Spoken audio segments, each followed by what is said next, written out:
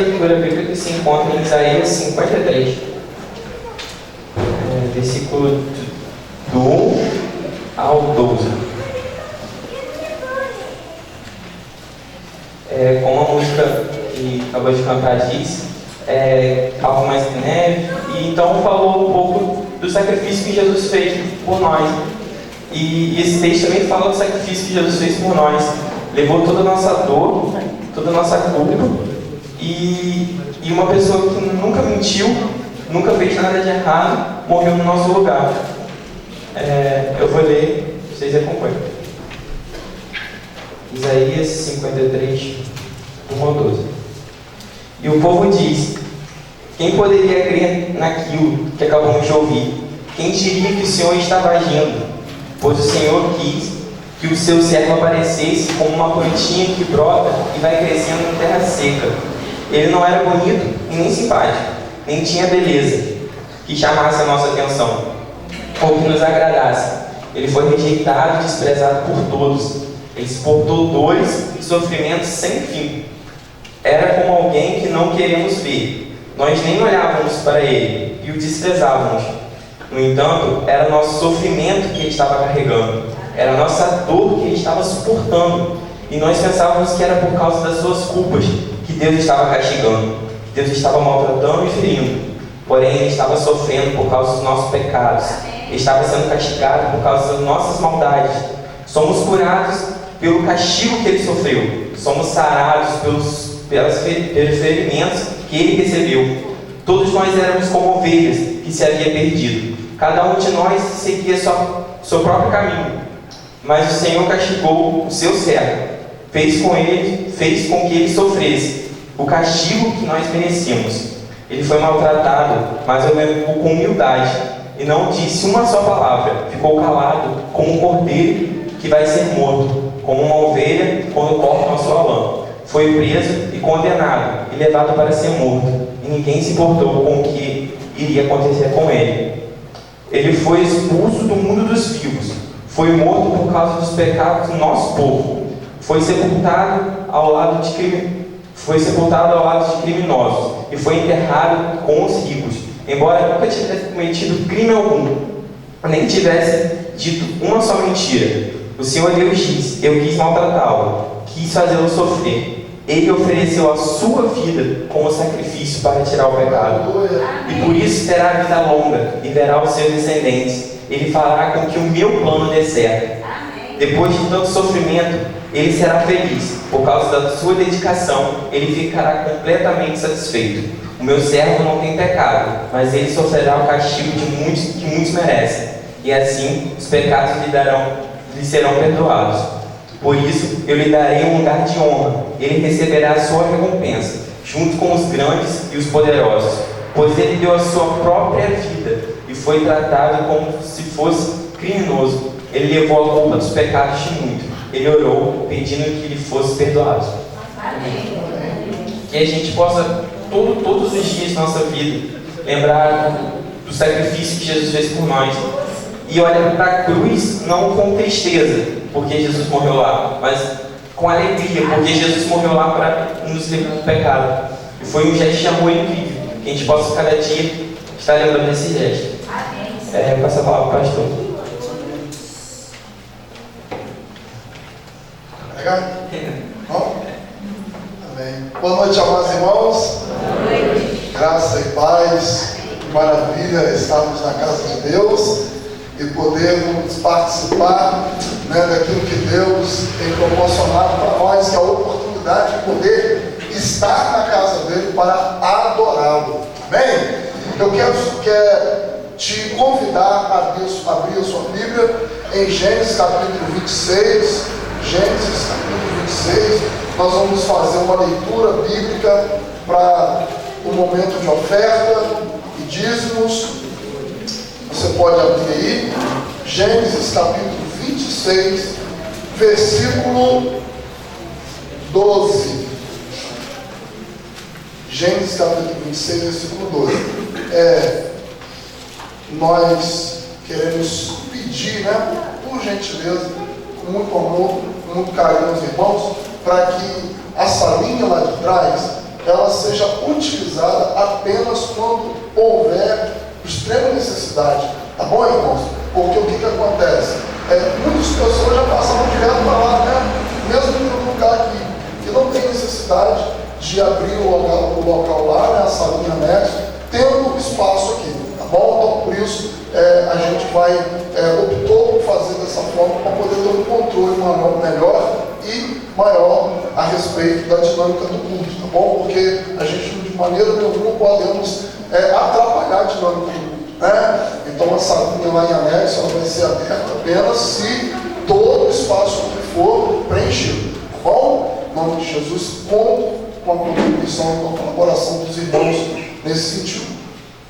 Gênesis capítulo 26, verso 12, diz assim: semeou Isaac naquela terra, e no mesmo ano, repita comigo, no mesmo ano, ele recolheu 100 por 1, porque o Senhor o abençoava. Enriqueceu-se o homem, prosperou e ficou rico, possuía ovelhas e bois, e grande número de servos, de maneira que os filisteus lhe tinham inveja. Amém? A gente tem esse conhecimento de que oferta é semente, né? Quando nós ofertamos, quando nós dizimamos, além de estarmos exercendo a nossa obediência a Deus, nós também estamos fazendo o quê? Nós estamos semeando. Agora pensa você e eu pegar uma semente, né? Ir num lugar, comprar uma semente, preparar a terra, você planta aquela semente e você espera que daqui um mês, 2 meses, aquela semente brote e comece a crescer. Dentro de um ano você começa a colher frutos, né? Imagine isso. Ou seja, por que eu estou falando isso? Amados irmãos, quando nós compramos uma semente mesmo, colocamos em uma terra, nós corremos o grande risco de não colher nada. Na verdade, quem trabalha com agricultura que sabe que nem toda semente que você plantar, você vai ter ali, né, alguma coisa para colher. Eu lembro que em muitos momentos meu avô tinha uma lavoura de milho muito grande e a gente ajudava ele lá, e eu me lembro que ficava assim, inúmeras carreiras de milho falhada. Por quê? Porque não deu, e as que deram, o milho ficou minguado. Só dava aquele cabelinho, não dava espiga, não crescia, não dava fruto. Por que eu estou usando essa comparação? Quando nós semeamos em terra que não vai dar? Não. Quando nós semeamos no reino de Deus, nós semeamos em uma terra que dá. Se você plantar, você vai colher. Amém?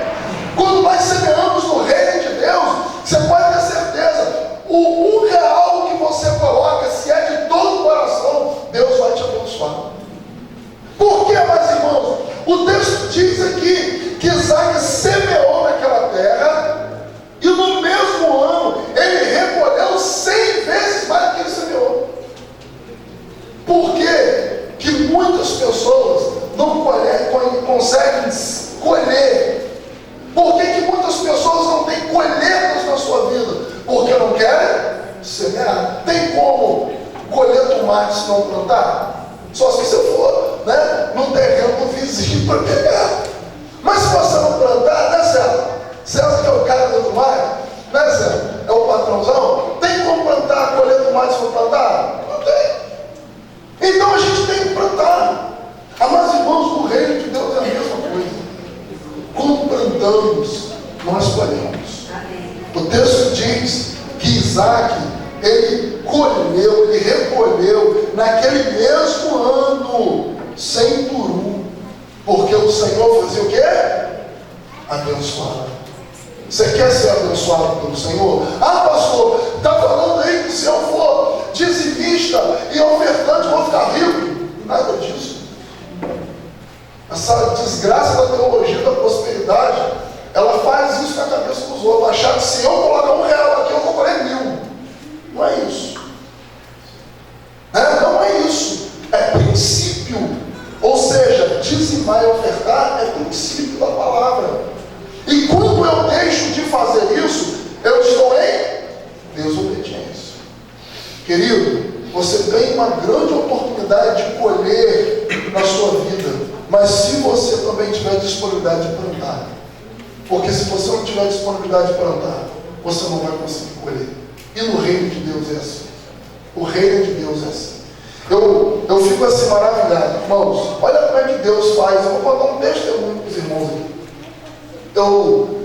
Esses dias, Deus colocou no meu coração de abençoar a vida de alguém.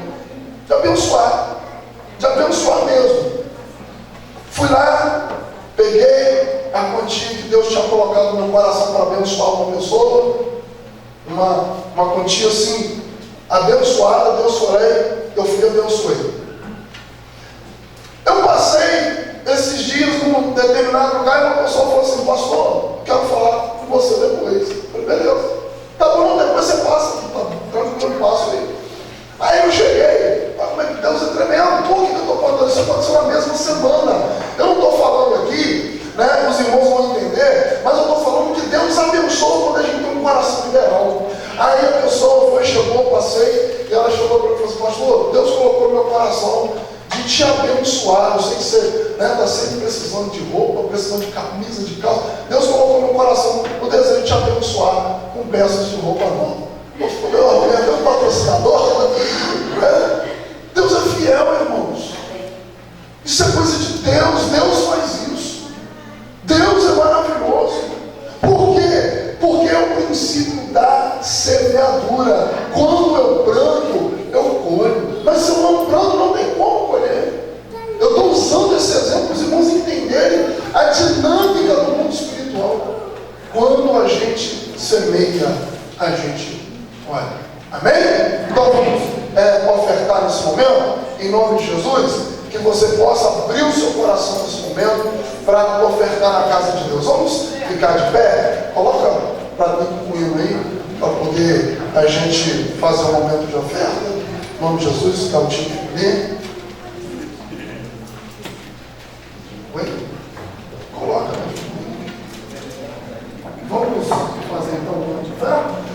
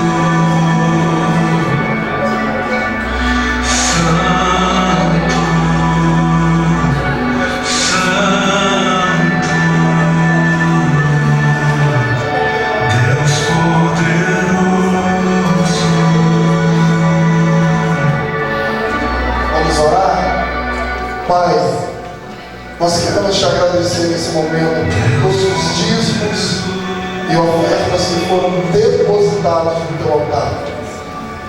Nós te agradecemos, Senhor, porque tu és um Deus fiel, tu és um Deus lindo, tu és um Deus maravilhoso e poderoso.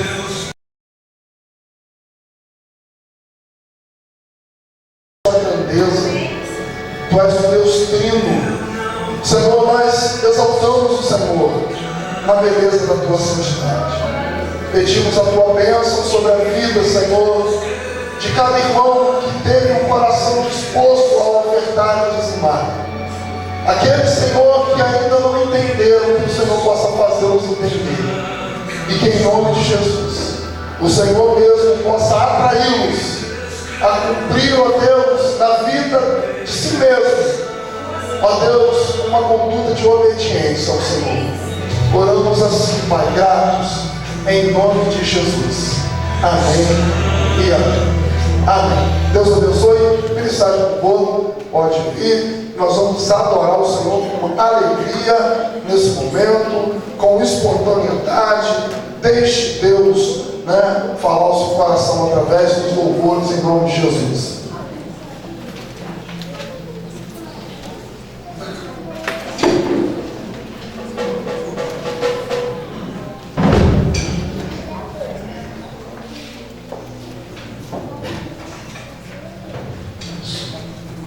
Boa noite, igreja. Vamos todos colocar de pé, vamos estar cantando bem animados, porque o Senhor devemos dar o nosso melhor louvor, amém?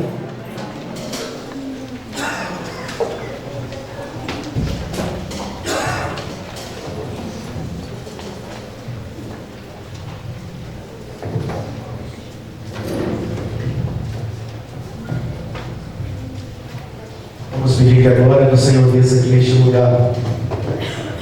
Aqueles que puderem estar ajudando com suas palmas, vamos todos bem animados louvar ao Senhor.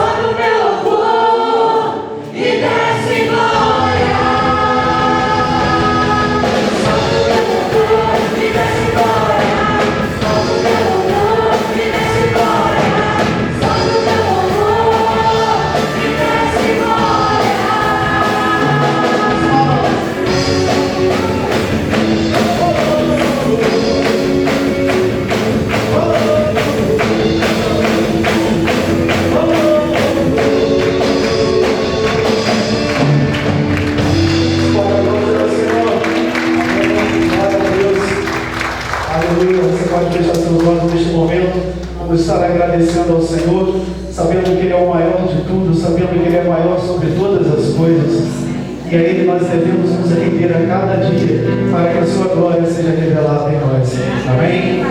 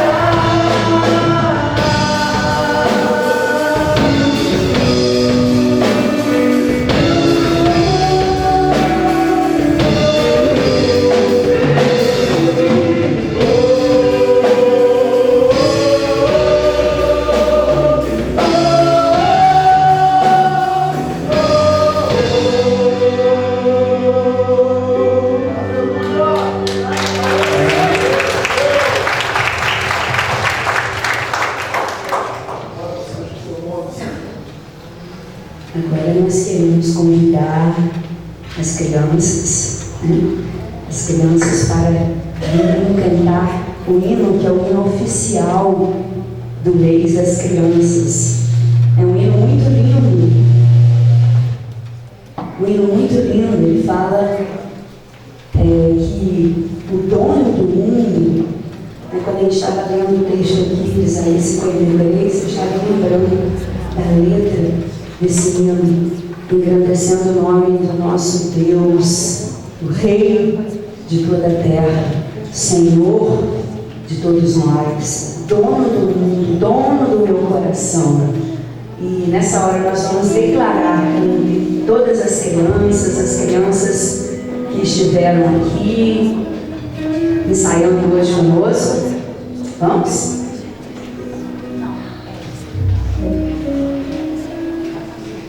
Para todo mundo.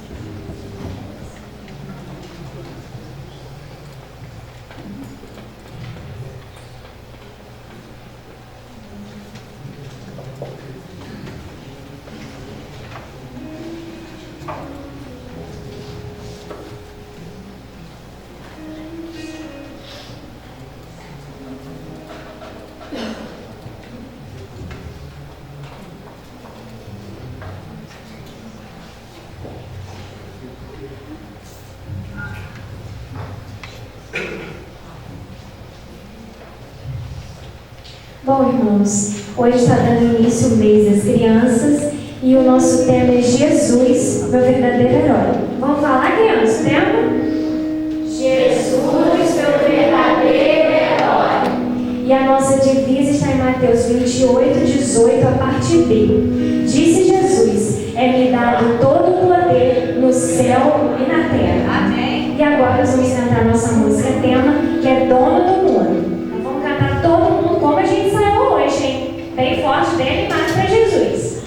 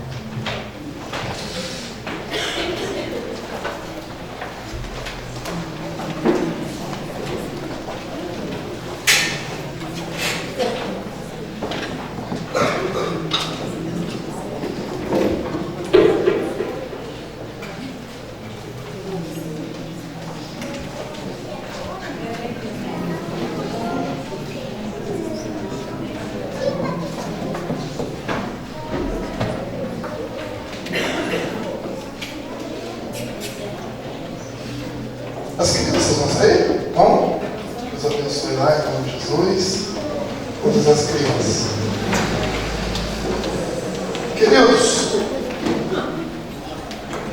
é uma alegria poder estar diante do Senhor e saber que grandes coisas o Senhor tem feito por nós. Amém? E é por isso que nós estamos alegres. Por isso nosso coração, ele não precisa de circunstâncias para estar alegre. A própria presença de Jesus já nos faz ser alegres, né? Tem muita gente que fica alegre por causa de alguma circunstância, de alguma coisa que ganha, de alguma coisa que recebe, né? Mas o povo de Deus, ele é alegre, né? Não tem alguma coisa que possa ser circunstancial que vai fazer o povo de Deus ser alegre. Não, o povo de Deus é alegre, né? É alegre por natureza, porque somos filhos do grande e poderoso Deus, né? Irmãos, eu quero, antes de pregar, eu quero falar algo que é muito especial, muito importante. Nós, de hoje até o dia 1º de novembro, estaremos passando por um processo aqui na igreja muito importante mesmo. Um processo espetacular e fantástico. Nós vamos começar uma campanha amanhã, né? Nós vamos, claro que hoje nós vamos falar sobre isso, mas nós vamos iniciar essa campanha amanhã. Que campanha, pastor? É essa? É a campanha de 30 dias de clamor pela santificação da igreja. Nós temos aqui, ó, um banner que eu pedi para fazer, e vai. Isso, Lucas, faz favor para mim. Tá. Nós vamos trabalhar em cima desse tema, 30 dias de santificação, de clamor pela santificação da igreja. Nossa divisa é 1 Pedro capítulo 1, verso 15 e 16, que diz: mas como é santo aquele que vos chamou, sede vós também santos em todo o vosso procedimento, porquanto está escrito: sede santos, porque eu sou santo. Você pode falar comigo, por favor? Obrigado. Depois nós vamos colocar, num bom lugar para colocar esse banner, né? Eu pensei em colocar ele aqui, mas depois a gente vê. Mas a gente vai começar esse processo.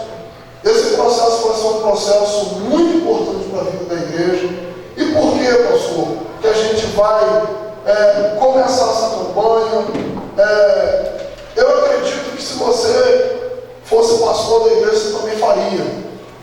Diante de coisas que Deus tem revelado, diante de coisas que Deus tem ministrado no meu coração, eu acredito que você também faria essa campanha.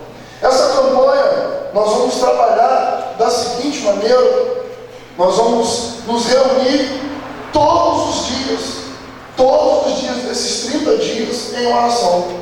Como que vai funcionar isso?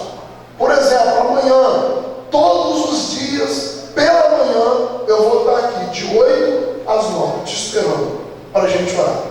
De 8 horas às 9. O clamor vai ser totalmente direcionado para quê? Pela santificação da igreja. A gente vai orar pela enfermidade? A gente vai orar pelo milagre? Não. A gente vai orar pela santificação da igreja. Nós vamos, durante esses 30 dias, como eu disse, nos reunir aqui no templo todo dia de manhã. Eu vou estar aqui todo dia. Ah, pastor, mas se não vier ninguém, você vai embora? Não, eu vou dobrar o meu joelho aqui e eu vou orar. Durante 30 dias eu vou estar aqui. De 8 até 9 da manhã. Uma horinha apenas. Durante os dias da campanha, à noite, nós vamos ter alguns lugares onde nós estaremos nos reunindo. Segunda e terça. E quinta, as reuniões vão ser nos lares. Então, por exemplo, vai ter um núcleo lá em casa. vai ter um núcleo de oração lá em casa, voltado para a santificação da igreja. Então, vamos dar um exemplo. Todo mundo que anda ali da rua, vai lá em casa. Vamos dar um exemplo. Tem um núcleo na casa do Anderson, da Jamile, porque de fato vai ter. Todo mundo que mora ao redor ali, que é da igreja, vai para lá, para a casa deles. Vai ter um núcleo também na casa do José e da Simone. Quem mora ali ao redor, vai para a casa deles. Né? E a gente vai se reunir nas casas, segunda, terça e quinta. Quarta-feira não, porque quarta-feira é culto. Então a gente vai fazer esse momento de clamor pela santificação aqui no culto. Na sexta-feira também não, por quê? Porque na sexta-feira a gente vai ter uma vigília, toda sexta-feira até findar a campanha de 30 dias. Toda sexta-feira eu vou estar aqui também esperando você. Uma vigília de 9 da noite até meia-noite. E vai ser apenas oração por santificação. Ah, pastor, eu queria orar por enfermidade. Então a gente vai para outra reunião de oração para fazer isso. A gente vai orar tão somente por outra cura, por outra enfermidade da igreja. A gente vai orar por isso. E durante esses 30 dias também, nós vamos ter devocionais. Deus me deu, amados irmãos, o privilégio, a honra de poder fazer esses devocionais. Né? Deus me deu esse privilégio de escrever esses devocionais. São 30 devocionais, um para cada dia. Né? Tem as apostilas aqui, depois eu vou te entregar. Por exemplo, primeiro dia, que é amanhã, dia 3 do 10, está tudo enumeradinho, com data, coisa assim, bacana mesmo para a gente se localizar, para a gente não ficar perdido, para saber qual é o dia que a gente está. Por exemplo, primeiro dia 3 do 10 de 2016, o texto, 1 Tessalonicenses, capítulo 4, verso 7. O tema, um grande chamado de Deus. É o Deus que fala lá que Deus nos chamou não para a impureza, mas sim para a santificação. Então a gente vai trabalhar em cima dessa temática. O chamado de Deus para sermos santos, para vivermos em santificação. Então a temática da semana vai ser essa. Durante uma semana vai ter um versículo para memorização. Ou seja, de amanhã até domingo que vem, nós vamos ter um versículo para memorizar. Qual é o versículo para memorizar? Eclesiastes 9:8. Em todo tempo sejam alvas as suas vestes e nunca falte óleo sobre a sua cabeça. Esse vai ser o versículo para memorização. Então você vai ter uma semana para memorizar um versículo.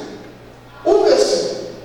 Outra coisa, durante esses 30 dias também, nós vamos ter em cada semana desses 30 dias um propósito. Não é jejum, é um propósito, um voto diante de Deus. Qual é o primeiro propósito? A partir de amanhã, não comer carne. Vamos comer ovo instalado, ovo cozido, ovo frito, omelete de ovo, né? Mas carne, não. Ah, pastor, mas eu não sei ficar só na carninha. Então você está na carne. Porque a gente tem. Peixe é carne. Não, carne. É só ovo mesmo. Só não mesmo. Ovo e legume. Faz tomate de carne. Você bota uma rodela de tomate no prato. Faz de conta que é um bife bem acebolado, com a gordurinha do lado. Você vai comer tomate com gosto de bife. Né? Mas irmãos, a coisa é séria. Tá? Se você não tiver disponibilidade durante uma semana, não deixar de comer carne, eu não sei mais. Eu não sei mais. Eu não sei mais o que você tem disponibilidade de fazer para o Senhor. Uma semana sem carne. Eu já fiquei meses sem carne já. Eu tenho certeza que tem. Muitos irmãos já passaram dificuldade de ficar um ano sem carne, só comendo ovinho caipira. Então, irmãos, não vai ser nada de mal para nós. Segunda semana, que vai ser a partir do domingo que vem, uma semana sem beber. É isso aí mesmo, sem ver velho Chico, acabou, né? Sem ver sol nascente, graças a Deus. Você se santificar mesmo, largar essas tranqueiras aí. Você já viu que velho Chico deu Então, uma semana sem TV. Ah, pastor, então tá bom, eu não vou ver televisão, então eu vou me empanturrar na internet. Aí é com você. Se é para você se santificar, para você se consagrar, você vai ter que colocar medidas. Então, pastor, vai ter um joguinho do Flamengo. Eu posso ver? Não, nem o jogo do Flamengo mesmo. A única coisa é se você quiser ver uma pregação, se você quiser ver um programa evangélico, é diferente, vai ser algo para sua edificação. Mas aquilo que vai te contaminar, irmãos, é o que a Bíblia diz lá em Hebreus 12:14? Deixando todo os embaraços. Então não vamos deixar os embaraços. Televisão é embaraço? Para que é? Para que é, irmãos? Se alguém falar comigo que televisão não é embaraço, não é brincadeira não. Porque a televisão, um tempo atrás, havia censura, havia coisas que a gente podia ver tranquilamente, Tranquilamente. Mas você não pode ver na televisão às vezes. Eu fui ver um filme essa semana com as crianças, vou fazer uma sessão de pipoca lá. Apareceu uma cena lá para mim, não pode. Filme infantil. Não pode. Então assim, a gente tem que tomar cuidado. Essas coisas contaminam a gente. Então a gente tem que tomar cuidado. Terceira semana vai ser uma semana. Todo mundo acordando 3 horas da manhã para poder orar. Ué? A gente tem que ficar a madrugada toda orando. 1 horinha. Pastor, quanto tempo eu tenho que ficar orando? É com você, meu irmão. Não vou estipular cá, você tem que ficar 1 hora orando, de 3 horas até 4 horas, até 5. Não, é o que Deus colocou no seu coração. Irmãos, sabe o que eu tenho aprendido? Eu tenho aprendido que o Evangelho está do jeito que está, é porque a gente não quer pagar preço. O Evangelho está do jeito que está, é porque diante de alguns desafios que a gente tem para matar a nossa carne, a gente acha que é ruim, a gente acha que é difícil, a gente acha que não vai dar, a gente acha que não tem condições, a gente acha que o pastor está doido, vamos mandar ele para o manicômio. Não, irmãos. Isso é santificação mesmo. Esses 30 dias que a gente vai estar aqui orando por santificação da igreja, como eu disse, se você fosse eu, você faria também. Tenho certeza disso. Se você fosse pastor da igreja, talvez você faria algo maior ainda do que eu. Algo maior. E o que eu quero pedir para vocês? Eu estava até ali pensando, vou deixar para a semana que vem, porque, hoje tem poucos irmãos, talvez pelo motivo da política, não sei o quê, e não vieram. Não, vamos começar com quem está aqui. Se você quer entrar, amém. Pastor, não quero entrar, não me contextualizo com esse negócio, aí é problema seu com Deus. Mas se você quer entrar, meu, eu vou louvar a Deus pela sua vida. Vou louvar a Deus pela sua vida. Sabe por quê? Porque nós precisamos de santificação. A Bíblia diz que sem ela ninguém verá Deus. Ninguém verá Deus. E essa apostila aqui, eu fiz apenas 25. Não foi falta de fé, não. É porque, vou te explicar. Cada apostila, por exemplo, eu não vou dar uma para mim, para o Alcione, para a Rebeca, para a Andresa. Não vou. Uma apostila vai servir para a família. Então, você vai pegar uma apostila que vai servir para a sua família. Se não tiver para todo mundo, você fala comigo que eu vou também disponibilizar para você. Mas sem apostila você não vai ficar. Pastor, qual é o valor da apostila? 0,800. 0,800. Pelo menos você estudar essa apostila. E não é, amado. Outra coisa, não pegue a apostila se você não for fazer. Eu quero ver o que o pastor escreveu lá, estou curioso. Vou ver o que ele fez, mas não vou participar não. Não pegue. Deus está vendo. E se você pegar essa apostila, vai quebrar na sua mão. Se você pegar, para ficar de brincadeira. Então eu vou te pedir para você pegar, se você realmente for participar. Não estou interessado em participar da campanha, beleza. Mas a gente vai estar orando por você assim mesmo. Tá bom? E nós vamos orar pela juventude, pelas crianças, pelos adolescentes, pelos anciãos. Vamos orar pela igreja toda, em todos os níveis, em todas as áreas que você possa imaginar. Em todas as áreas. Quarta-feira, eu fiquei em casa, os irmãos vieram aqui para orar, e eu tive uma quarta-feira para me orar. Eu fiquei a madrugada toda orando, de 10h30 até 5h30 da manhã, orando. Isso aí mesmo, orando por você e pela igreja. E assim, irmãos, quantas coisas Deus me revelou, quantas coisas Deus tem me falado, quantas coisas Deus tem trabalhado no meu coração para a igreja. Então, por isso eu peço a sua colaboração. Se você realmente se importa com essa igreja, se você realmente se importa com o reino de Deus, não vou falar nem para a igreja, com o reino de Deus, eu tenho certeza que você vai pegar a sua apostila, você vai participar, você vai fazer os propósitos, você vai ler todo dia cada devocional, você vai estar nos núcleos de oração, você vai estar na vigília, né? Eu quero ver essa igreja cheia no dia das vigílias, porque é aquele negócio, você faz uma campanha de fé e milagre, lota a igreja, mas você faz uma campanha de oração, vem apenas algum. E eu louvo a Deus por aqueles alguns que vêm. Louvo a Deus. Mas deveria ser toda a igreja. Então, sexta-feira nós vamos estar na vigília. E outra, durante esse período a gente não vai marcar culto nos lares, tá bom? Então, quinta-feira vai ser exclusivamente para isso. A atividade que nós vamos ter é apenas a congregação de Bela Vista, para quem vai, no caso eu vou intercalar, uma terça sim, uma terça não, e quando eu tiver o Sônia vai fazer em casa, e as programações de quarta e domingo, e a vigília, é claro, mas os outros dias a gente vai se reunir nos lares, tá bom? Já treinando aí para começar, quando a gente for começar a célula, amém? Então, eu quero falar hoje sobre algo muito importante. Oi? Não, aí, bem lembrado. Quarta-feira, aí, durante esses 30 dias, a gente não vai fazer o culto de quarta-feira da manhã. Bom? Pela manhã, pela madrugada. A gente vai fazer mesmo de 9 às 8. Só depois, tá bom? De 8 às 9, né? O relógio da oração também a gente não vai ter essa semana, porque a gente já vai estar em oração. Tá bom? Então, querido, sério mesmo. Eu estou falando assim, brincando, mas é sério o negócio. É sério, eu estou muito feliz porque Deus ele colocou isso no meu coração. E eu creio que é para a gente fazer, cumprir com seriedade, com compromisso, tudo aquilo que Deus tem realmente designado para nós. Amém?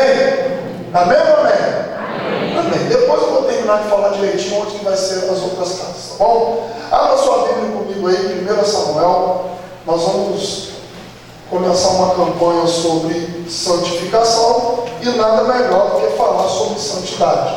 Eu quero falar não sobre a sua santificação, mas eu quero falar sobre a santidade de Deus. E nós vamos começar hoje falando sobre a santidade de Deus diante de algo muito forte, muito poderoso que Deus ministrou no coração. 1 Samuel capítulo 2, verso 2. Foi o cântico de Ana, ela declarou uma coisa muito especial. Eu vou te pedir também para abrir depois, paralelo a esse texto, Isaías capítulo 6, verso 1 e 8. Marca aí, 1 Samuel, depois nós leremos Isaías 6 e 8.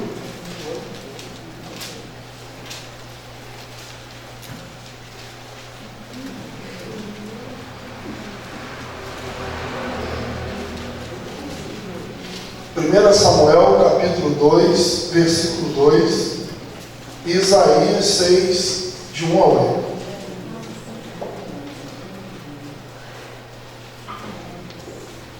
Amém? 1 Samuel 2 diz assim, 1 Samuel 2 e depois Isaías capítulo 6, versículo de 1 a 8. Diz assim, então, a palavra do Senhor. Cântico de Ana. Não há santo como o Senhor, porque não há outro além de ti, e rocha não há nenhuma como o nosso Deus.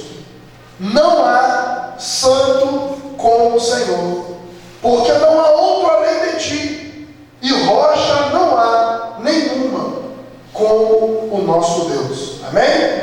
Isaías capítulo 6.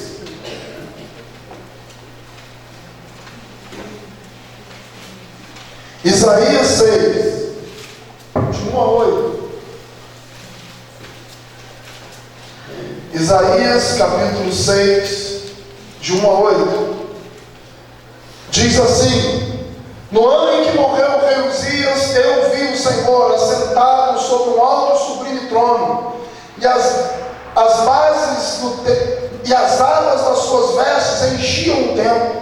Serafins estavam por cima dele, cada um tinha 6 asas, com 2 cobriam o rosto, com 2 cobriam os pés, e com 2 voavam.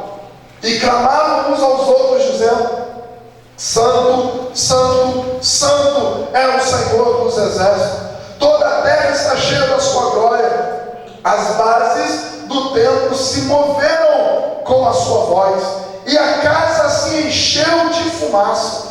Então disse eu: ai de mim, estou perdido, porque sou homem de lábios impuros, e habito no meio de um povo de impuros lábios, e os meus olhos viram o Rei, o Senhor dos exércitos. Então um dos serafins voou para mim, trazendo na mão uma brasa viva que tirara do altar com uma tenaz. Com a brasa tocou a minha boca e disse: eis que ele tocou os seus lábios, e da sua iniquidade foi tirado, e perdoado o teu pecado. Depois disso ouvi a voz do Senhor, que dizia: a quem enviarei, e quem há de ir por nós? Disse eu: eis-me aqui, envia-me a mim. Senhor, eu glorifico ao Senhor por tudo aquilo que o Senhor é, e uma das coisas que sabemos que Tu és, é santo. Tu és santo. Não há outro como o Senhor, não há outro que se compare a Ti.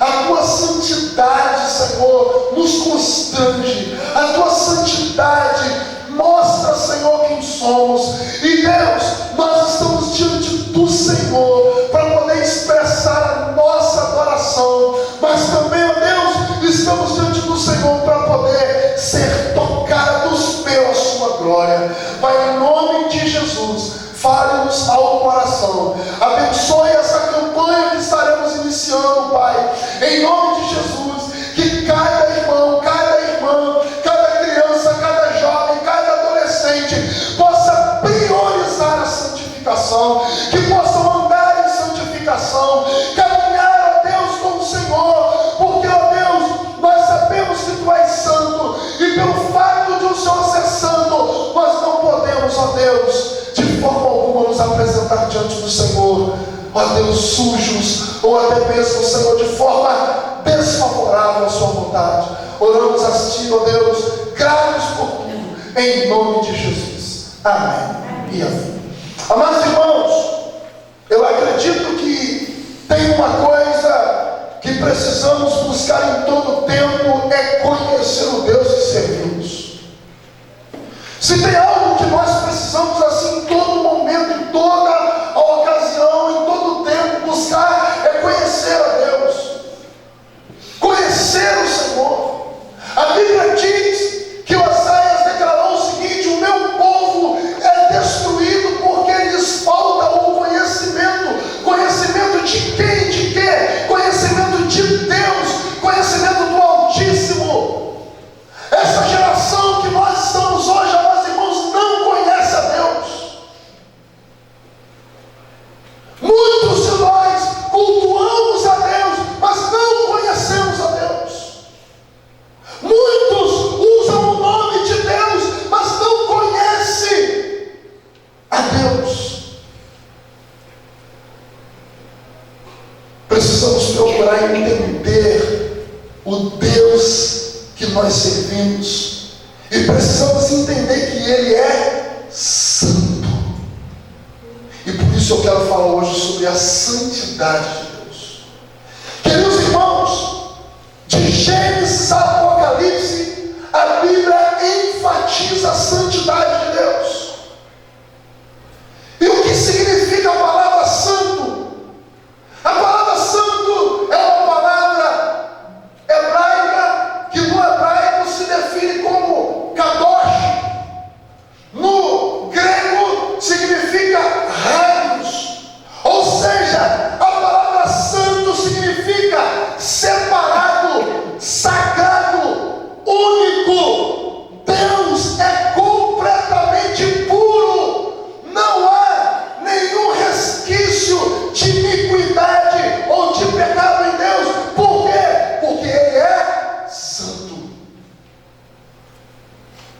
santo. E amados irmãos, por Deus ser santo, Deus não tem parte com o pecado. Deus não tem parte com o pecado. Por isso que em Isaías capítulo 59, verso 2 diz que os meus e os seus pecados nos separam de Deus. Por quê? Porque quando estamos em pecado, existe um bloqueio, uma parede que nos divide de Deus. Deus, antes do pecado original, do pecado de Caim e Abel, Deus ele se relacionava com o homem. Deus ia para o jardim do Éden para conversar com Adão. A Bíblia diz que todos os dias, na viração da tarde, Deus ia para falar com Adão, para conversar com Adão. Mas depois que Adão e Eva pecaram, Deus não apareceu mais para eles. Por quê? Porque Deus ele não compactua com o pecado. Se Deus é separado, precisamos entender duas coisas.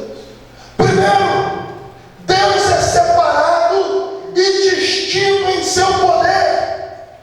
Ou seja, a santidade de Deus o separa, mas a santidade de Deus também o faz ser um Deus poderoso. Olha o que o texto diz: não há santo como o Senhor, porque não há outro além de ti, não há outro como Deus, não há outro Deus que se compare a Deus, não há outro santo senão o Santo de Israel. Salmo 89, verso 8 e 9 diz: o Senhor Deus dos exércitos, quem é poderoso como tu és? Senhor, com a tua fidelidade ao redor de ti, dominas a fúria do mar, quando as suas ondas se levantam, tu as aminas. O texto diz que Deus é poderoso. E se Deus é santo, se Ele é separado e distinto em poder, nós precisamos reconhecer o poder dele.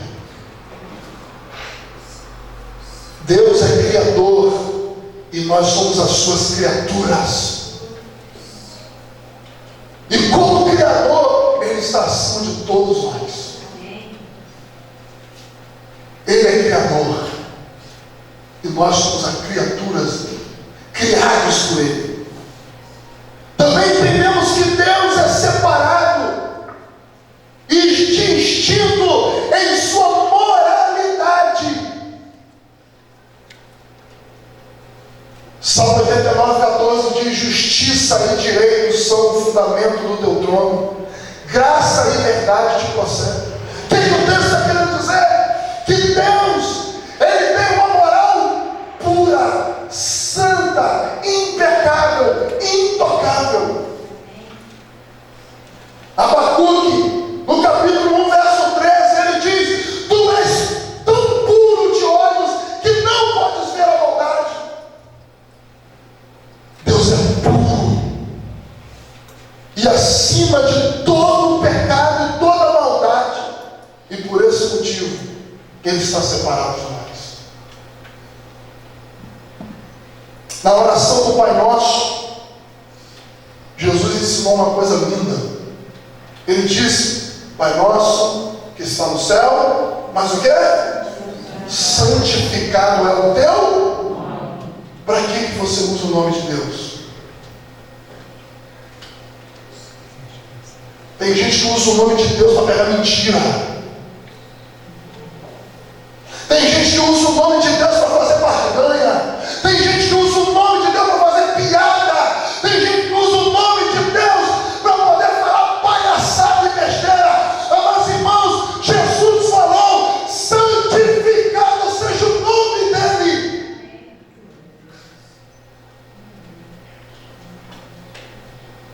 O nome de Deus hoje é pronunciado de qualquer jeito. O cara lá de cima. Que cara lá de cima? Deus é Deus, Ele é santo. E Ele tem que ser reconhecido como tal. A Bíblia diz que nós não podemos usar o nome de Deus em vão. Quantas piadinhas tem o nome de Deus? Quantas coisas a gente fala, irmãos, usando o nome de Deus. Você está pensando que no dia do juízo nós vamos ter que dar conta de tudo isso? Usando o nome de Deus de forma errada. A santidade de Deus é algo tão profundo que o único atributo que é repetido 3 vezes é que é enfatizado na Bíblia, é a palavra santo. A santidade de Deus é um atributo incomunicável, ou seja, só é dado ao homem. Eu vejo muitas pessoas falando que a gente tem que andar em santidade. É impossível qualquer um de nós alcançar uma santidade. Santidade é um atributo incomunicável, é um atributo de Deus. E é o único atributo que é declarado na Bíblia 3 vezes consecutivas: santo, santo, santo. Você não vê lá a Bíblia falando amor, amor, amor, bondade, bondade, bondade. Não! Apenas santo, kadosh, kadosh, kadosh, Elohim. Ele é santo. Na língua hebraica, quando alguém quer enfatizar alguma coisa, era repetida. E a santidade de Deus era enfatizada. Por isso que a gente encontra lá em Isaías capítulo 6, e a gente já vai entrar no texto, os serafins declarando santo, santo, santo. A gente encontra Apocalipse capítulo 4, verso 8, os 24 anciãos lançando as suas coroas diante do Senhor e declarando santo, santo, santo. Por quê? Porque só Ele é santo, santo, santo. No texto que lemos de Isaías 6, de 1 a 8, vemos uma profunda experiência de um homem que teve a visão da glória e da santidade de Deus. Irmãos, Isaías contemplou a glória de Deus. Isaías viu a santidade de Deus. Algo, mas irmãos, que não era possível a homem algum, Isaías conseguiu. E talvez seja por isso que ele foi o profeta messiânico. O único, mas irmãos, que naquele tempo, naquela geração, conseguiu ver a glória de Deus. Ele viu a glória de Deus. O versículo diz que no ano em que morreu o rei Uzias, eu vi o Senhor. Isaías era um profeta mediano, que servia no palácio ao rei Uzias com lealdade. E observa, meus irmãos, que ele só pôde ver a glória de Deus quando o rei Uzias morreu. Muitos de nós aqui, sabe por que nós não conseguimos ver a glória de Deus? Sabe por que muitos de nós não conseguimos ver as ações de Deus? Porque precisa morrer alguma coisa. Isaías, enquanto tinha o rei Uzias vivo, ele só conseguia ver a glória do rei Uzias. Mas no ano em que o rei Uzias morreu, ele viu a glória de Deus. Muitos, amados irmãos, de nós precisamos perder alguma coisa para ver a glória de Deus. Muitos de nós precisamos perder. Deus precisa tirar alguma coisa da gente, para poder a gente ver quem Deus é e servir com mais integridade. Por quê? Porque Isaías, ele já era crente, ele já era um profeta, mas ele só tinha exclusividade com o rei Uzias. Ele idolatrava o rei Uzias. E quantos de nós também idolatramos alguma coisa? Quantos que hoje estão idolatrando um candidato e não vêm ao culto? Quantos hoje estão fazendo uma festa e estão no meio de coisas totalmente profanas e não participam do culto? Sabe por quê? Porque precisa morrer alguma coisa. Precisa morrer alguma coisa. Isaías, antes da morte do rei Uzias, só viu o que o rei Uzias fazia. Porém, quando ele morreu, quando o rei Uzias morreu, ele diz: eu vi o Senhor. Você quer ver o Senhor?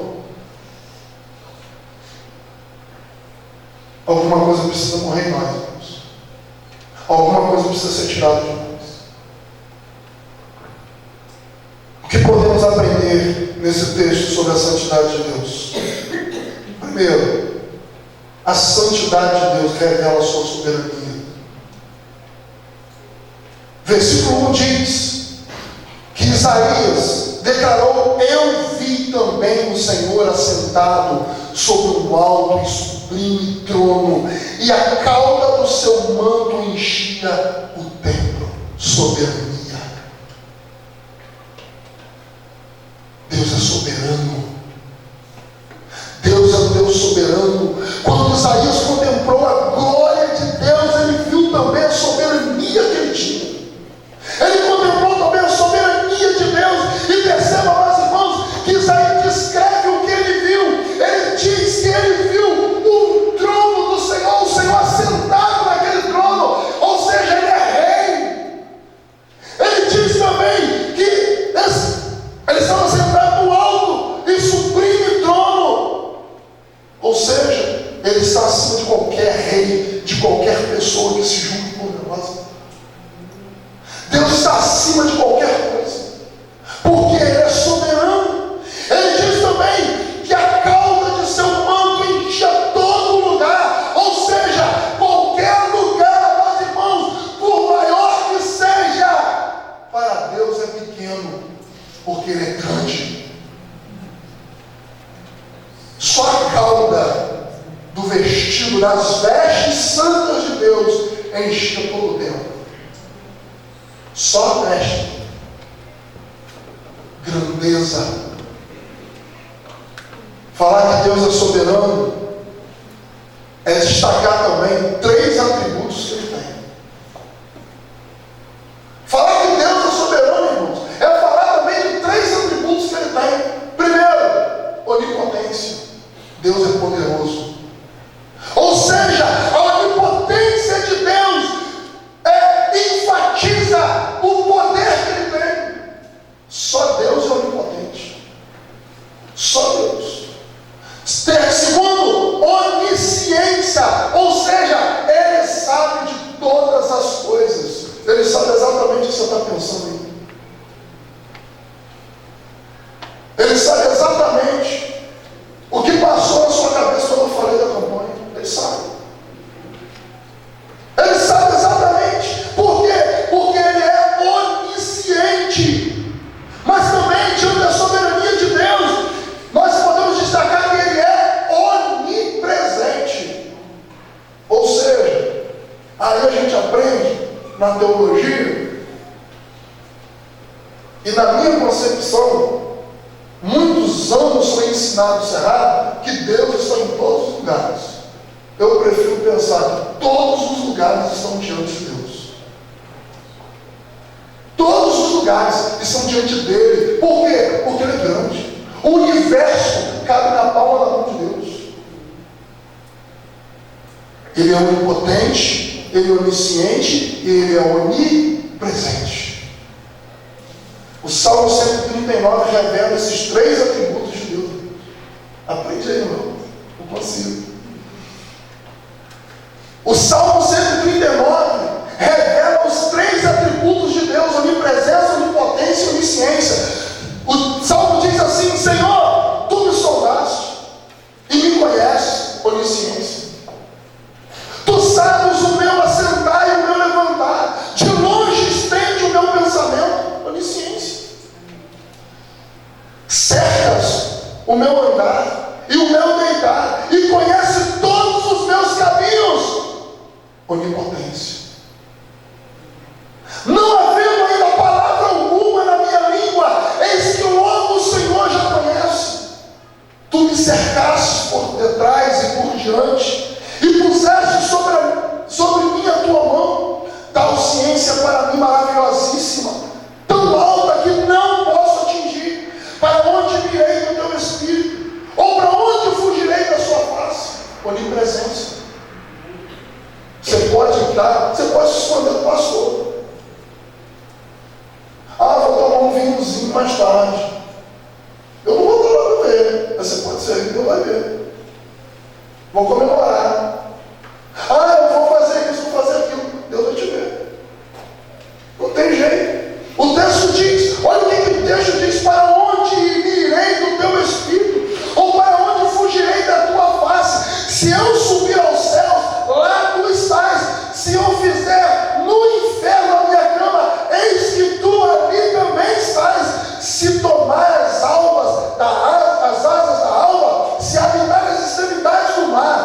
até ali a tua mão me guiará e a tua destra me sustentará.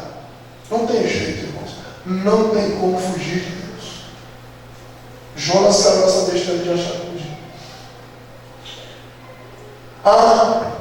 Eu vou dar um jeito de passar no outra rua para ninguém me ver indo para Cambuci, para ir tocar depois de Sabucu, para não poder ir para Farra, para Nandai. Eu não vou ver mesmo não, vou estar em casa lá. Mas Deus vai ver. Deus vai te ver. Segundo, a santidade de Deus deve ser reverenciada. O texto diz assim que Isaías viu, serafins estavam por cima dele, cada um tinha 6 asas, com 2 cobriam seus rostos, com 2 cobriam seus pés, e com 2 voavam e clamavam uns aos outros, dizendo: Santo, Santo, Santo. Irmãos, reverência diante de Deus. Eu quero dizer algo aqui, e eu tenho certeza que, se não todos, alguns vão concordar comigo. A reverência diante de Deus hoje está extinta.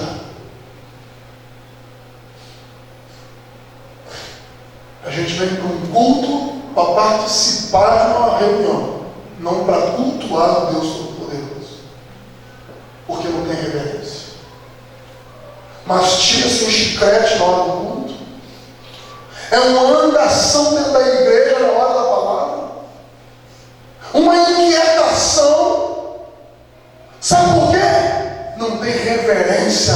A Bíblia diz, amados irmãos, a palavra do Senhor diz em Eclesiastes capítulo 5, verso 1: guarda o teu pé quando entrares na casa do Senhor. Sabe o que o texto fala? Quando você estiver na casa de Deus, você tem que ficar quietinho, ouvindo aquilo que Deus está falando com você. Eu nunca vi tanta irreverência. Num culto, se veste de qualquer maneira, coloca qualquer roupa. Eu quero ver, irmãos, diante de um juiz de direito, se alguém tem coragem de se vestir com uma roupa curta, indecente, imoral, ou ir de bermuda, de bonezinho na cabeça. Dentro da igreja pode. Vir com um culto pode. Não tem reverência. Não tem. E a reverência, a falta de reverência revela a falta de temor. Sabe por quê? Porque diante do Deus Todo-Poderoso, irmãos, não tem como a gente ficar de qualquer jeito. Não tem como, irmãos. Quantos hoje, estou usando hoje porque hoje é um dia de festa para muitos. Quantos hoje estão gritando, pulando, celebrando diante de um homem carnal, pecador, mas quando estão diante de Deus, não tem coragem de levantar a sua mão. Quando se diante de um momento do louvor, a não ser aqueles que não podem, ficam assentados, porque não tem coragem de ficar de pé para adorar o Deus Todo-Poderoso. Irreverência. Entra no exército e faz isso diante de um comandante, mas diante de Deus pode. Por quê? Porque a gente classifica a Deus apenas como amor. Mas isso a gente esquece da justiça. Ele é justiça.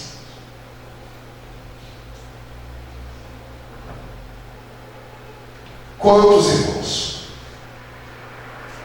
estão com tanta irreverência diante de Deus que atendem celular no momento de culto, que mexe no WhatsApp na hora de um culto e não faz a besteira de fazer isso aqui e eu ver não. Não faz isso. E se você fizer, faz muito escondido. Porque se eu pegar, irmãos,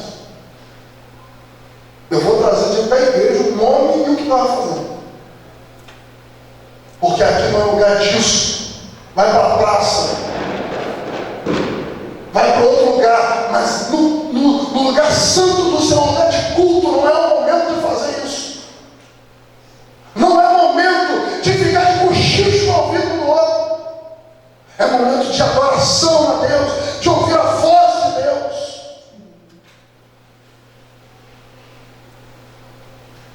Quantos hoje não querem ser chamados a atenção e reverência?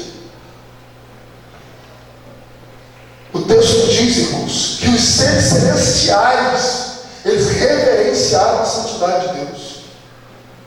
A Bíblia diz que os serafins, eles tinham 6 asas. Com uma, eles cobriam o rosto. Com uma, eles voavam. Com outras 2 asas, eles cobriam os seus pés.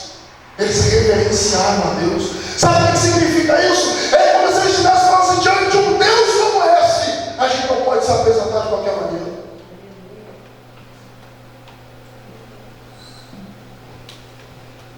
Como que você se apresenta diante de Deus? Nós precisamos ter reverência, irmãos. Porque se nós não tivermos reverência, sabe o que vai acontecer? Nós vamos ser como aqueles 5 virgens imprudentes. E sabe o que acontece? Quando a trombeta tocar, vai acontecer o que aconteceu no domingo retrasado. Muitos vão ficar assustados. Porque sabem que não é hora, que não estão preparados. A reverência tem a ver com temor. Quando brincam na hora do culto, conversam. Esses dias eu vi uma coisa que me deixou muito triste. Quem aqui, em uma audiência com um juiz, tem coragem de estar lá mascando um chicletinho e na hora que começa a audiência pegar o chiclete e botar debaixo da cadeira dele?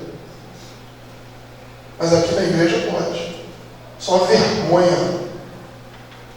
Vergonha. Quer mascar chiclete? Masca até do portão para lá. Entrou aqui na igreja para cultuar, joga o chiclete fora, lá fora. Não bota no banco da igreja não. Está velhinho? Está velhinho, mas é de Deus. Não faça isso. Não podemos fazer isso, irmãos. Abacuque capítulo 2, verso 20 diz: o Senhor Deus está em seu santo templo, diante dele fique em silêncio todos. Irmãos, nós temos que reverenciar o Senhor. A Bíblia fala sobre um episódio de alguém, Hófni e Finéias, que quando foram tocar na Arca da Aliança, sabe o que aconteceu com eles? Morreram. Sabe o que era a Arca da Aliança? Representava a santidade de Deus, a presença de Deus. Tocaram. E olha que não foi tocar despretensiosamente, não. Ela estava caindo no carro do boi, eles foram tentar tirar. Morreram ali mesmo. Porque não se toca em coisas santas como sujas. Está vendo esse microfone aqui? É santo para Deus. E o dia que eu entender que eu estou sujo, meia mão, meia bola. Porque ele é de Deus. Isso aqui é sagrado para Deus. Não é que Deus está no microfone, não. Mas isso aqui é dele. O banco é dele. A TV é dele. O da cachorra é dele. As câmeras são dele. Tudo dele. E nenhum de nós, com mão suja, teremos direito de colocar a mão.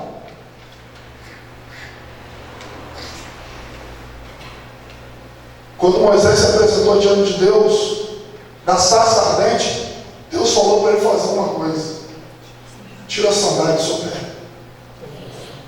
Você quer vir aqui? Então tira a sandália do seu pé. Porque esse lugar o que é? Santo.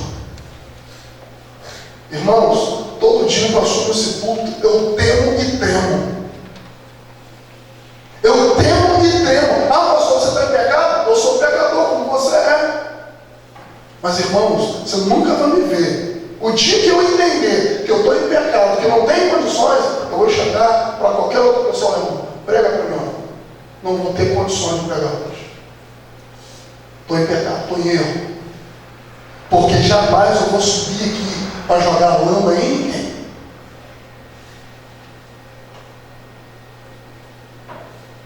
Terceiro, a santidade de Deus faz manifestar o seu poder.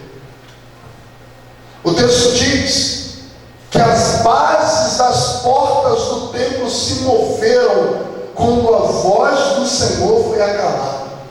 Imagine-nos. O salmista diz que a voz de Deus é como um trovão. Imagine um trovão daquele estrondoso, um trovão daquele que retina os nossos ouvidos. É assim a voz de Deus. Isaías diz que as bases do templo se moveram quando a voz do Senhor foi calada. Quando a voz do Senhor foi declarada.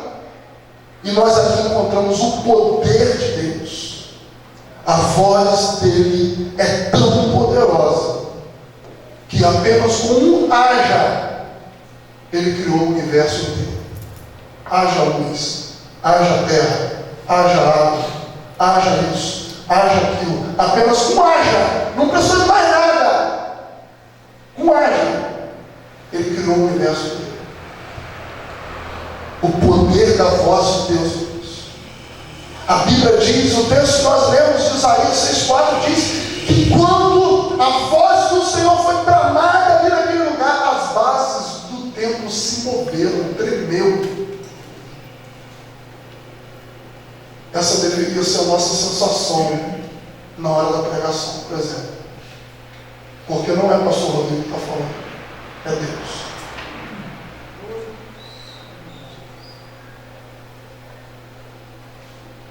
Quando Deus bradou, a sua voz fez tremer as bases do templo. Salmo 29, versículo 3 e 9 diz assim: a voz do Senhor ouve-se sobre as suas águas. O Deus da glória troveja.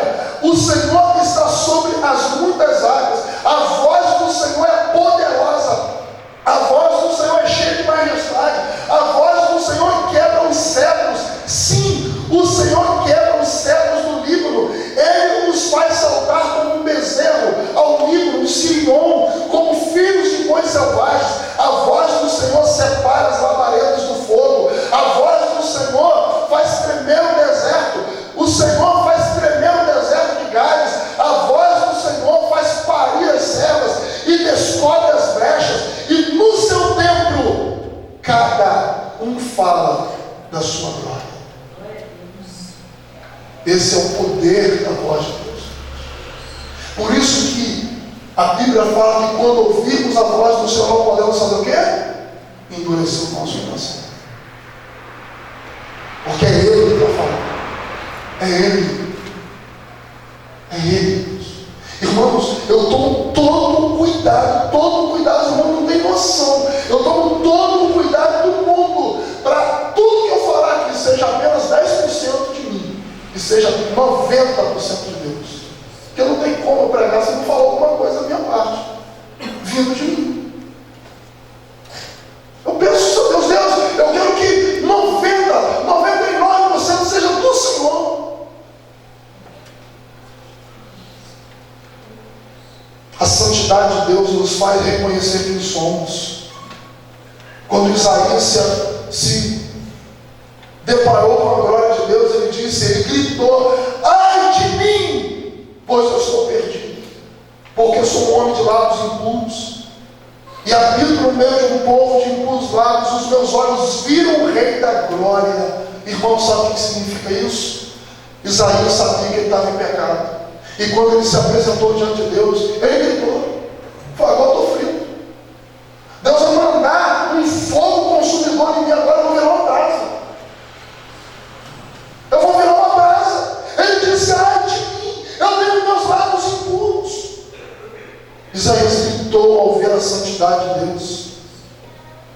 Quando estamos diante de Deus, precisamos reconhecer quem somos. Precisamos reconhecer quem somos, mas devemos reconhecer também quem Ele é. Isaías declarou. Ele disse, ele reconheceu quem Ele era. Ele disse: ai de mim, que estou perdido, porque eu sou um homem de lábios impuros. Mas ele também reconheceu quem Deus é. Ele disse: os meus olhos viram o Rei. Quando nós estamos diante da santidade de Deus, nós precisamos reconhecer quem somos: miseráveis, pecadores, necessitados de Deus. Nós precisamos reconhecer também quem é. Isaías reconheceu o seu pecado. E observe, irmãos, que no versículo 6 e 7, Deus liberou um processo de purificação para ele. Durante esses 30 dias aqui, é como se Deus estivesse mandando uma brasa viva para tocar em nós. É por isso que você não pode ficar de fora. É por isso que você precisa participar. Em quinto e último lugar, a santidade de Deus revela a sua autoridade. Versículo 8 diz que Isaías ouviu a voz do Senhor que dizia: a quem enviarei e quem há de ir por nós? A Santíssima Trindade se revelou. Então disse eu: eis-me aqui, envia-me a mim. Sabe o que é Isaías? Sabe por que a santidade de Deus revela a sua autoridade? Porque não tem como ouvir a voz de Deus e não fazer o que Ele manda. Eu fico muito preocupado, irmãos, quando Deus fala alguma coisa para alguém fazer e esse alguém não faz. Pode ter certeza de uma coisa: doa quem doer. Se Deus mandar eu falar alguma coisa, eu falo, porque senão eu vou prestar conta para Ele. Vou prestar conta para Ele. Se Ele mandou, não perca tempo. Não perca tempo. Sabe por quê, irmãos? Porque nós precisamos entender que a santidade de Deus revela a autoridade que Ele tem. Se Ele mandar, temos que fazer. Não tem jeito. É autoridade. O texto diz que quando Isaías ouviu a voz dele falando: quem enviarei, quem é de por nós? Isaías falou: epa, estou aqui. Estou aqui, pode mandar. Sou eu mesmo. Quando Deus fala para você vir ao culto, o que você fala? Quando Deus fala para você orar com alguém, o que você fala? Quando Deus fala para você se consagrar, o que você fala? Quando Deus fala para poder você perdoar, o que você fala? Quando Deus manda você fazer alguma coisa, deixar, abandonar alguma coisa, qual é a sua reação? Isaías, sabe qual foi a reação dele? Deus, eu estou pronto. Eu não vou ser louco de ouvir o Senhor me mandar fazer alguma coisa e não fazer. Isaías não pôde recusar uma ordem de Deus. Ele reconhece a autoridade do Altíssimo e prontamente se coloca à sua disposição. Deus está falando para mim e para você hoje, sabe o quê? Eu vou te falar aqui, e não é forçação de barra não, tá? Sabe o que Deus está falando para mim e para você hoje? Participe dessa campanha de 30 dias. Você vai ser louco de recusar? O problema é seu. E eu quero concluir dizendo: Apocalipse capítulo 4, verso 8 diz: e os 4 animais tinham cada um de per si 6 asas, e ao redor e por dentro estavam cheios de olhos, e não descansam nem de dia nem de noite, dizendo: Santo, Santo, Santo é o Senhor Deus Todo-Poderoso, que era e que é e que há de vir. Ah, pastor, que chato ficar em pé num período de 3 hinos. Então você não vai poder ir para o céu. Você vai ficar a eternidade toda declarando isso aqui, ó, eu e você: Santo, Santo, Santo. Ah, pastor, mas não vai dar uma pedrinha para me sentar, não? Não. Mas vai ter que estar diante dele, curvados diante dele, reconhecendo a soberania dele. Irmãos, o texto diz que eles não se cansavam nem de dia nem de noite.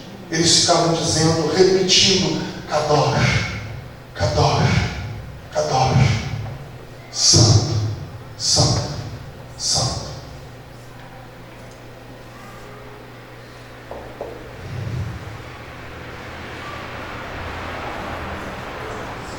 A santidade de Deus,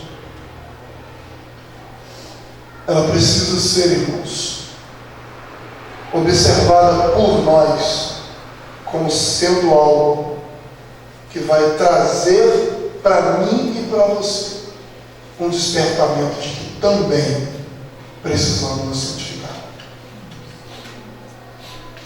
1 Pedro capítulo 1, verso 14 e 15 diz: assim como é santo aquele que vos chamou, sede vós também santos em tudo o que fizerem, porque assim diz: sede santos, porque eu sou santo.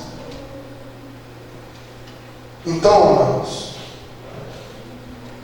se nós não podemos alcançar a santidade, nós podemos alcançar a santificação, porque a santificação é um processo.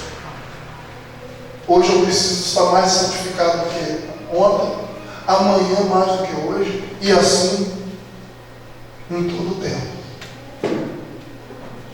Para terminar, John Wesley disse algo, e eu tive a grata felicidade de colocar isso na capa da apostila. John Wesley disse assim: a conversão tira o cristão do mundo, mas a santificação tira o mundo do cristão. Está cheio de cristão com o mundo dentro dele e precisa de santificação. Por isso nós precisamos participar dessa campanha. Amém? Amém. Eu conto com você. Eu conto com você. Eu conto muito com você para poder participar dessa campanha. Vamos lá. Feche os seus olhos. Se você puder, fique de pé. Andresa pode saltar um minuto, por favor. Eu gostaria que você se colocasse diante de Deus agora e pudesse dizer para Ele que Ele é santo. Reconheça a santidade de Deus. Reconheça a soberania de Deus. Ele está aqui, irmãos. Esse lugar está diante dele. Esse lugar está diante dele. Aleluia, Jesus. Aleluia. Eu não conheço outra. Aleluia, Jesus. Peça ao Senhor, querido, nesse momento. Fala para Ele assim: Deus, eu quero me santificar, Deus. Eu quero, Senhor, entrar em um processo de santificação. Eu não vou ficar de fora dessa campanha. Me dá forças para mim permanecer, para mim continuar. Oh, Deus. Santo, Santo, Santo. Ele é o Deus poderoso. Ele é o Deus poderoso. Aleluia, Jesus. Aleluia.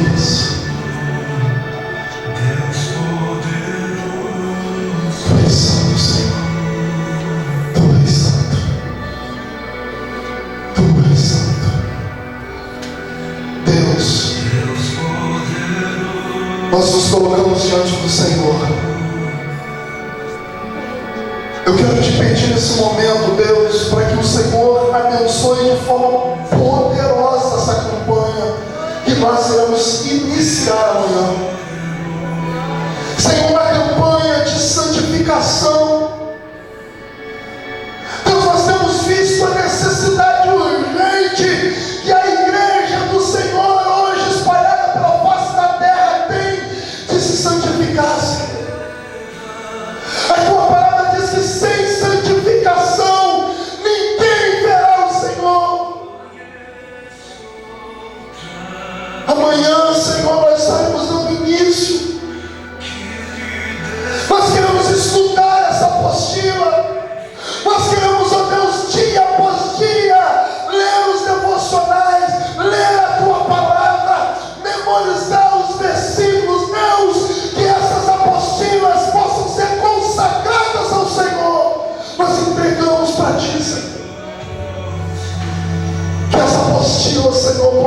instrumento, uma ferramenta, que cada núcleo de oração, Senhor, possa ser um instrumento do Senhor.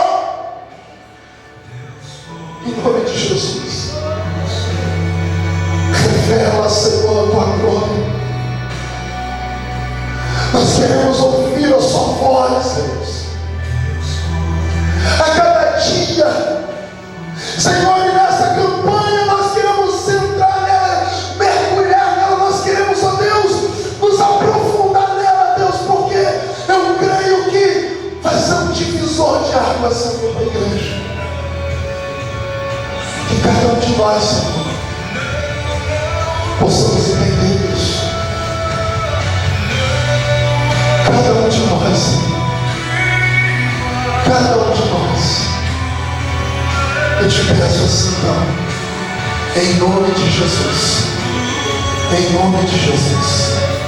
Amém e amém, Senhor. Glória a Deus. Pode se assentar. Pode ir. Irmãos, como eu disse, vai ter um núcleo de oração para a campanha. Você pode ficar na porta treinando as apostilas para mim? As apostilas vão ser entregues por família, tá, irmãos? Não é para cada um pegar, não. Tá joia? E se você ficar sem, eu xeroco para você também. É só você me dar o seu nome depois. Então, nós teremos núcleos de oração lá em casa, e todos os núcleos de oração vão começar de 7h30 apenas até 8h30. Não é para passar mais de 1 hora. Tá bom, irmãos? Ah, pastor, a gente vai comer pipoquinho? Não.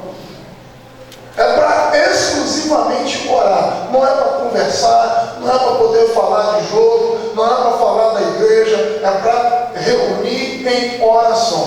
Tá bom? Em nome de Jesus. Então vai ter um núcleo em casa, um núcleo lá em casa, e os irmãos dos arredores podem ir para lá. Vai ser um prazer receber vocês lá. Na casa do Anderson também vai ter um núcleo. Os irmãos que moram ali próximo podem ir também à casa do Anderson. Tá bom, irmãos? Todos os núcleos precisam funcionar às 7h30. Bom? 7h30 ou 7 horas? O que vocês não acham melhor? 7h30? 7h30 a 8h30. Deu 8h30, tchau, tchau, bênção, vai com Deus. Tá bom? Nada de lanchinho. Aí que assim, pode fazer se você quiser. Ah, mas precisa fazer lanche todo dia? Não. É para orar, para se alimentar da palavra. Aí o que você vai fazer? Você vai, não é para estudar a apostila no núcleo. Tá bom? Você pode até levar a sua apostila, mas não é para você estudar, vamos ver qual é o devocional do dia. É esse? Não. Você vai estudar a sua apostila em casa e você vai discutir em 10 minutos o que você recebeu de Deus através da apostila. Depois o que você vai fazer? Olha, joelhinho no chão, boquinha no pó e oração. Antes você vai ter um na casa do Rogério e da Denise, vai ter um núcleo também, porque tem alguns irmãos ali perto, até o irmão Josiane, não sei como é que vai ficar para a irmã, né, porque está operada, mas 30 dias vai dar para recuperar, não vai? Como Jesus, né? Como Jesus.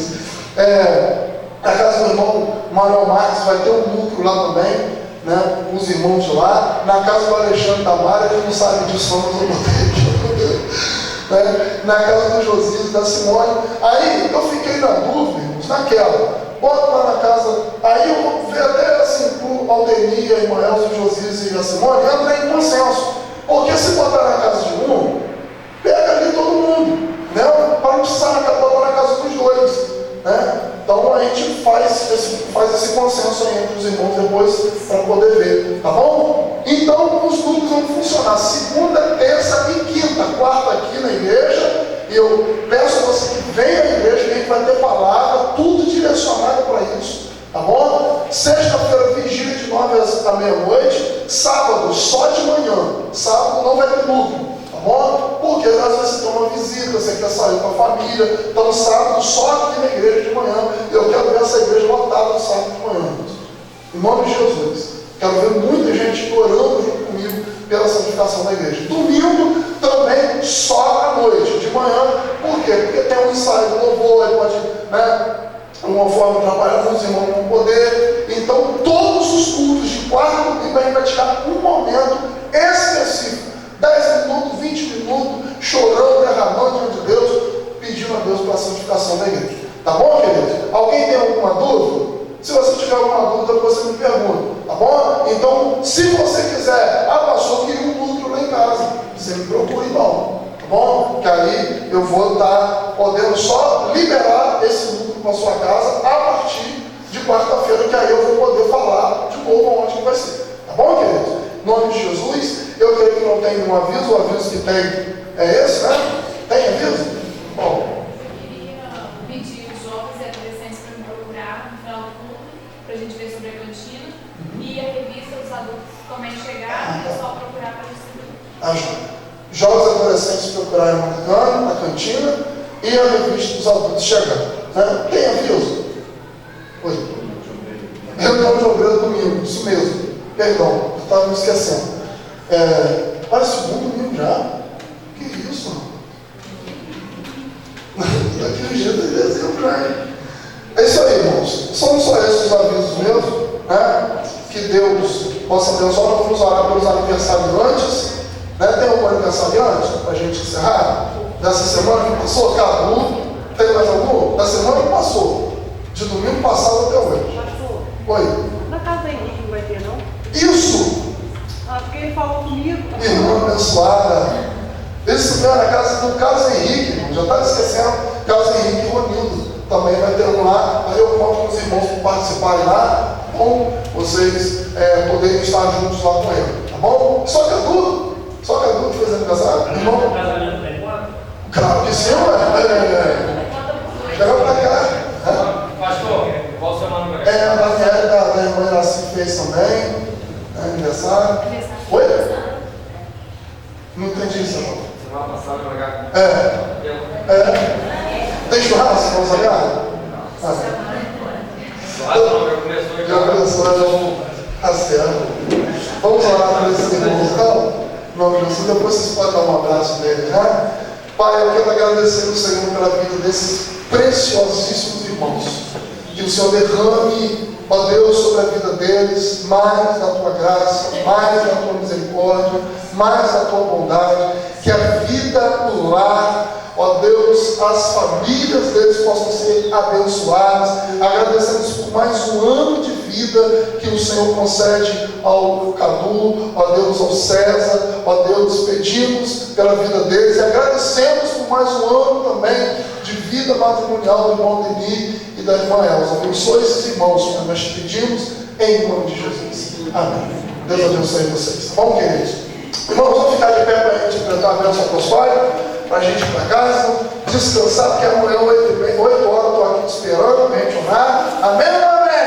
Amém. Eita glória, Senhor. Vamos lá. Que o grande amor de Deus, que a graça infinita de Cristo Jesus e as consolações lindas, ricas e maravilhosas do Espírito Santo esteja com todo Israel de Deus espalhado por esse mundo, com esse povo santificado, abençoado, cheio do Espírito Santo que está aqui nessa noite, e todos que creem e recebem, digam amém. Dê pelo menos 5 abraços aí nesses irmãos preciosos ao seu lado aí, que Deus te abençoe. Não deixe de pegar a sua apostila, tá bom? A apostila por família, tá bom, irmão?